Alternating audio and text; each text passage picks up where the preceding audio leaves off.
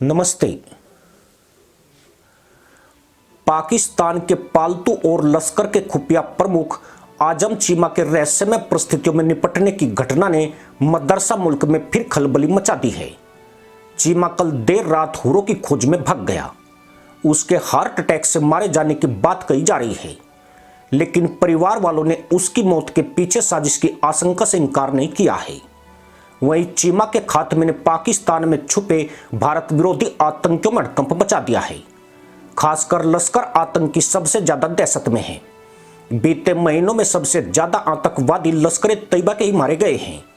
70 वर्षीय चीमा 26/11 के आतंकवादी हमलों और 2006 के मुंबई ट्रेन बम विस्फोटों के अलावा भारत में कई अन्य आतंकी हमलों के मुख्य साजिशकर्ताओं में से एक था। वह मुसलमानों के आतंकवादी संगठन लश्कर तैयबा का आतंकवादी था। भारतीय खुफिया एजेंसियों को चीमा की लंबे वक्त से तलाश थी, लेकिन चीमा की मौत की खबर सामने आते ही भारतीय एजेंसियों को बल मिल गया, जिसमें कहा जाता है कि पाकिस्तान में कई आतंकवादी संगठन मौजूद है। हालांकि पाकिस्तान इन आरोपों से इनकार करता रहा है। चीमा अपनी बेगम और 2 बच्चों के साथ फैसलाबाद में रह रहा था। परिवार के मुताबिक कल 2 लोग उससे मिलने आए थे। उन्होंने पहले कभी उन्हें चीमा के साथ नहीं देखा था। वह तीनों एक कमरे में 15 मिनट तक बात करते रहे। इस दौरान उनके लिए चाय भी परोसी गई। उसके कुछ घंटे बाद ही चीमा को सीने में दर्द की शिकायत हुई और दिल का दौरा पड़ने से उसकी मौत हो गई। परिवार का आरोप है कि चीमा की मौत स्वाभाविक नहीं है, बल्कि उसकी हत्या की गई है। खास बात यह है कि चीमा को पाकिस्तानी खुफिया एजेंसी से सुरक्षा मिली हुई थी। उसे अक्सर 6 बॉडीगार्ड के साथ एक लैंड क्रूजर में घूमते देखा जाता था। पर इतनी सुरक्षा व्यवस्था में चीमा की मौत हो जाना एक रहस्य बना हुआ है। इतना ही नहीं, पाकिस्तान के जिहादी हलकों में फिर अटकलें तेज हो गई है। हाल के दिनों में विभिन्न पाकिस्तानी शहरों में कई आतंकी उग्रों की खोज में गए हैं। पाकिस्तान ने इन हत्या का आरोप भारतीय एजेंसियों पर लगाया है, लेकिन भारत ने तमाम आरोपों को सिरे से खारिज कर दिया।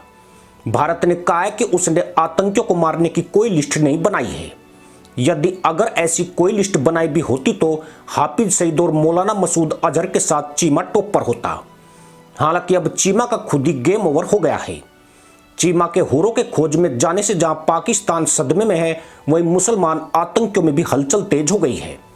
चीमा लश्कर तैयबा का इंटेलिजेंस चीफ होने के साथ ही ओसामा बिन लादेन के अल-कायदा नेटवर्क से भी जुड़ा था। वह भारत में हमले करने और मुसलमान युवाओं का ब्रेन वॉश करने के लिए कुख्यात था।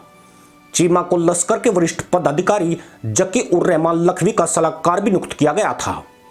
यही कारण है कि चीमा की मौत वैश्विक मुसलमान आतंकी हाफिज सईद के लिए एक बड़ा झटका माना जा रहा है। आतंकवादियों के बीच आजम चीमा को बाबाजी के नाम से भी जाना जाता था। उसके खिलाफ इंटरपोल रेड कॉर्नर नोटिस था, जो भारत की 40 मोस्ट वांटेड लिस्ट में शामिल था। वहीं अमेरिका ने भी चीमा पर प्रतिबंध लगाए हुए थे। कई वैश्विक और सैकड़ों खूंखार मुसलमान आतंकियों की शरण स्थली पाकिस्तान में अभी भी हाफिज सईद, जकीर रहमान लखवी, तला सईद और दाऊद इब्राहिम जैसे आतंकी आराम से रह रहे हैं। चीमा की मौत से आतंकवादियों को झटका जरूर लगा है, लेकिन पाकिस्तान की जमीन पर अब भी जिहादियों की भर्ती लगातार जारी है। मदरसा मुल्क में आतंकी तब तक खत्म नहीं होंगे जब तक खुद पाकिस्तान ऐसा नहीं चाहेगा, और पाकिस्तान शायद ऐसा नहीं होने देगा, क्योंकि इस्लाम और कश्मीर ही यहाँ के नेताओं की राजनीति और सेना का वजूद कायम रखता है, जिसके लिए आतंकवादियों की मौजूदगी जरूरी है। चीमा का अंत भारत के लिए सुकून देने वाली बात है।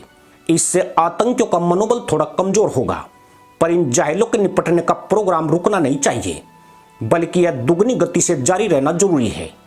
इस बार खास बात यही है कि पाकिस्तान पुलिस ने चीमा की मौत की जांच की बात नहीं की है और न ही आतंकी की मौत का जिम्मेदार भारत को ठहराया है, क्योंकि इस दफा पैटर्न पूरी तरह बदला हुआ है और कहीं भी बाइक सवार या मास्क मैन घटना से नहीं जुड़े हैं। वैसे यह कारनामा 100% पाकिस्तानी खुफिया एजेंसियों का है, क्योंकि पाकिस्तान को IMF से इसी महीने $6 अरब बेल आउट पैकेज की गुहार लगानी है।